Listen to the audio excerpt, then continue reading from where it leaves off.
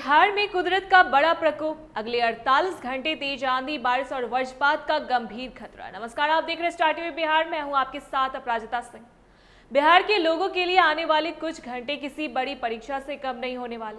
मौसम विभाग ने जो ताजा चेतावनी जारी की है, उसे सुनकर किसी के भी पसीने छूट सकते हैं।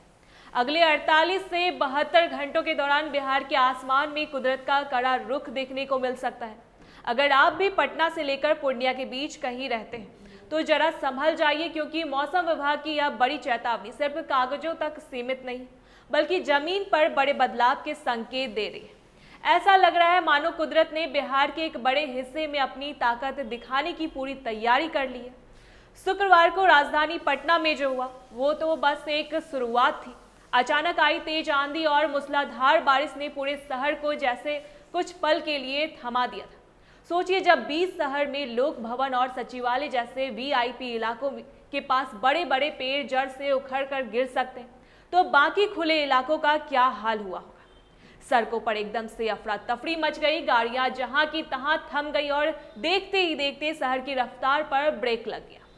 कई जगहों पर तो बिजली के तार टूटने से घंटों अंधेरा छाया रहा और जनजीवन पूरी तरह अस्त व्यस्त हो गया।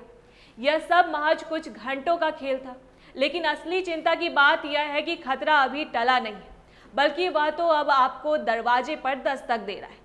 मौसम वैज्ञानिकों का कहना है कि प्री मानसून की गतिविधियां इतनी ज्यादा बढ़ गई है कि हवा की रफ्तार 70 से 80 किलोमीटर प्रति घंटे तक पहुंच सकती है।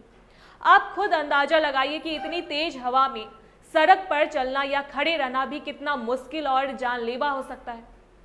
गया, बक्सर, मुजफ्फरपुर से लेकर दरभंगा और सीमांचल के अररिया, किशनगंज तक करीब 21 जिलों में तूफानी बारिश का काला साया मंडरा रहा है। इस मौसम में सबसे ज्यादा डराने वाली बात आसमानी बिजली यानी वज्रपात है।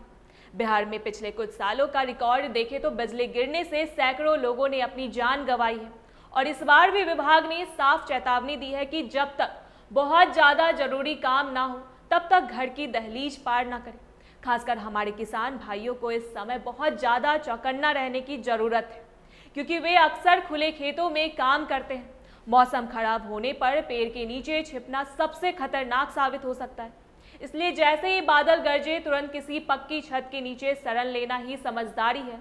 बुजुर्गों और बच्चों का भी खास ख्याल रखें, क्योंकि इस बदलते मौसम और तेज हवाओं के बीच हादसों का डर हमेशा बना रहता है। प्रशासन ने भी अपनी तरफ से कमर कस ली है और राहत कार्यों के लिए टीमें अलर्ट पर रखी गई है।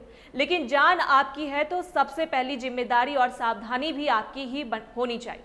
पटना में तापमान भले ही 34 डिग्री के आसपास दिख रहा हो और उमस महसूस हो रही हो, लेकिन यह शांति उस तूफान से पहले की है जो कभी भी अपना रौद्र रूप दिखा सकता है।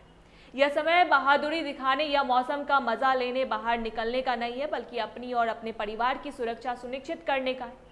अपने घर की खिड़की और दरवाजे मजबूती से बंद रखें, बालकनी में रखे सामान को अंदर कर ले और अपनी गाड़ियों को किसी सुरक्षित जगह या शेड के नीचे पार्क करें ताकि उन पर पेड़ या टहनियां ना गिरे। याद रखिए, कुदरत के आगे किसी की भी नहीं चलती, इसलिए सतर्कता ही सबसे बड़ा बचाव है। अगले 2 दिन यानी 48 घंटे बिहार के लिए बहुत ही संवेदनशील है। हमें यह समझना होगा कि मौसम विभाग की ये चेतावनियां हमारी सुरक्षा के लिए ही जारी की जाती है। पिछले कुछ घंटों में हमने देखा कि कैसे पल भर में मौसम का मिजाज बदल गया और चिलचिलाती धूप की जगह काले बादलों और धूल भरी आंधी ने ली।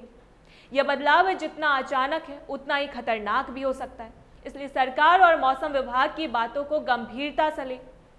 रेडियो, टीवी या मोबाइल के जरिए पल पल की खबरों पर नजर बनाए रखें और किसी भी तरह की अफवाहों का ध्यान न दें। यदि आप किसी यात्रा पर निकलने की सोच रहे हैं तो उसे फिलहाल के लिए टाल देना ही बेहतर होगा, क्योंकि सड़कों पर पेड़ गिरने या जलजमाव से आप घंटों फंस सकते हैं। यह वक्त एकजुट होकर सावधानी बरतने का है ताकि हम सब मिलकर इस प्राकृतिक आपदा के खतरे को कम कर सके और सुरक्षित रह सके। बिहार की मिट्टी और यहाँ के लोग हर मुश्किल का सामना करना जानते हैं, बस इस बार थोड़ी और सावधानी की जरूरत है।